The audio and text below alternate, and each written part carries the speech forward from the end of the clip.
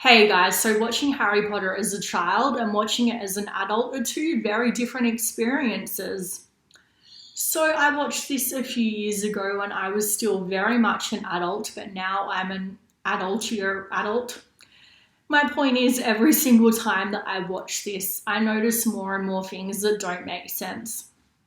So when I first saw this when I was a preteen, I was just so happy to finally see my beloved book on the big screen, to see Hogwarts Castle, to see my first ever crush. Yes, Draco. I don't know what that says about me as a person that he was my first ever crush, but I don't want to overanalyze that. So let's move on to what I do want to overanalyze, because overanalyzing movies is what I like to do. So I realise this is a made-up magical universe where trees manage to beat people up. There is a baby that managed to defeat the most evil wizard to ever exist, somehow. And also there are giant spiders that like to chase people through the forest. So I realise that this is a universe where you need to take everything with a grain of salt. But still, let's overanalyze Harry Potter and the Sorcerer's Stone. So,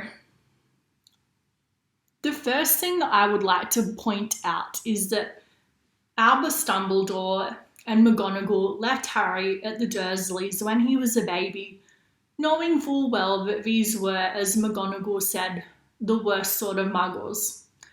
Now, why couldn't they have simply threatened the Dursleys with some sort of magical violence, or to turn them into toads or something if they treated him badly?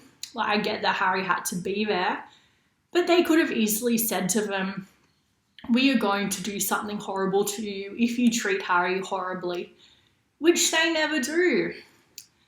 And the Dursleys, I've always wondered, were they so horrible because of the effect the Horcrux had on them? Like, hear me out. So I know that the Horcrux doesn't really affect, like, Harry's scar doesn't affect anybody like Ron or Hermione that he interacts with on a basis in the magical world.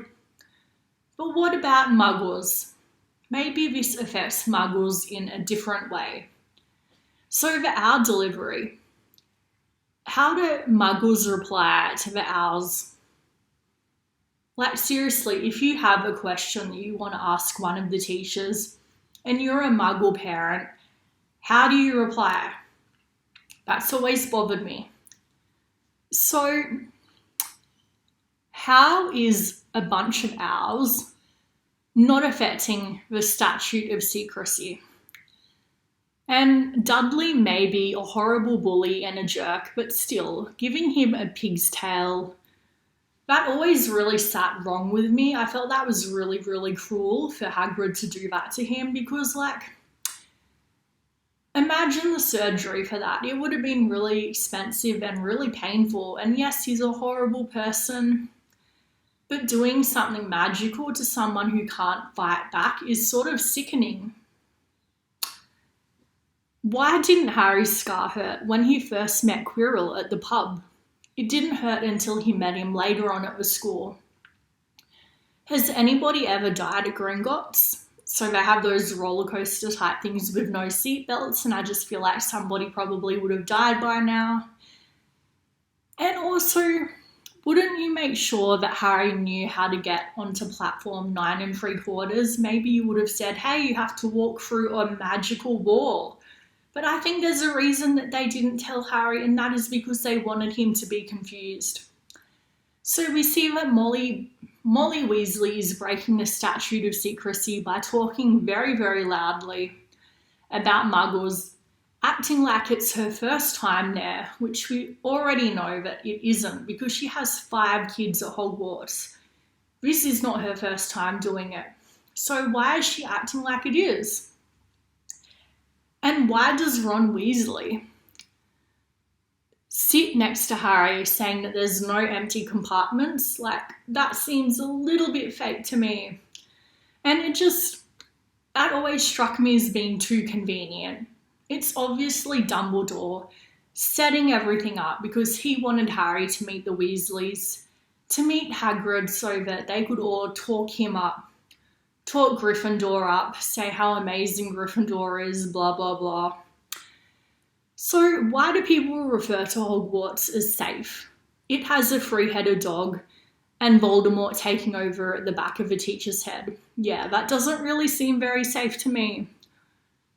And Quidditch. Why isn't there like a bouncy pad at the bottom of the Quidditch field so that if you fall, you just go onto the bouncy pad? So I feel like the Slytherins get a bad rap. Just because you're ambitious does not mean that you were evil. Just like with Gryffindor, just because you were brave does not mean that you were a good person. Maybe that's just me being overly sympathetic to Slytherin because I am a Slytherin. Anyway, how has nobody died on the changing stairs at Hogwarts? Like seriously, Hogwarts is a death trap. And Dumbledore, in all his omnipresent mind-reading ways, somehow never managed to discover that Voldemort was right under his nose. I find that really, really, really hard to believe. I think that he knew all along, but he was testing Harry. He wanted to put his life in danger to test his loyalty and his skill set. Yeah, Dumbledore is a good guy. In what universe? So when the troll attacked them, why didn't they just run away? Like seriously, maybe this is just me in my Slytherin mindset, but why wouldn't they just run away? Why did they try to fight a mountain troll? I get that Hermione was in danger, but when she got out of the line of attack, they stayed and tried to fight a huge mountain troll instead of just running away. Anyway, Snape. So Snape obviously suspected that Quirrell was a bit dodgy, and he no doubt told Dumbledore what he knew. So Dumbledore knew that Quirrell was probably up to no good. Did he do anything about it? No. Somebody needs to look into the hiring practices at Hogwarts. I mean, between him and Lockhart, seriously. What do they think? Like, they don't even want to teach these kids anything by the sounds of it. And the Forbidden Forest. Why would you send children into a forest that is forbidden for a very, very good reason? And what's the point of all the obstacles to get to the stone? I mean, if you're a friend and you have no ill intent, you know how to get to it. But if you're a foe, why not just simply cast a spell that blocks the entrance and makes it so that you get frozen and become immobile or something? Why would you go through all the trouble of setting all of those traps? And it's kind of considerate of Voldemort that he always seems to wait until the end of the year until he attacks Harry. I just feel like he seems to be very considerate of Harry's school schedule. I don't know.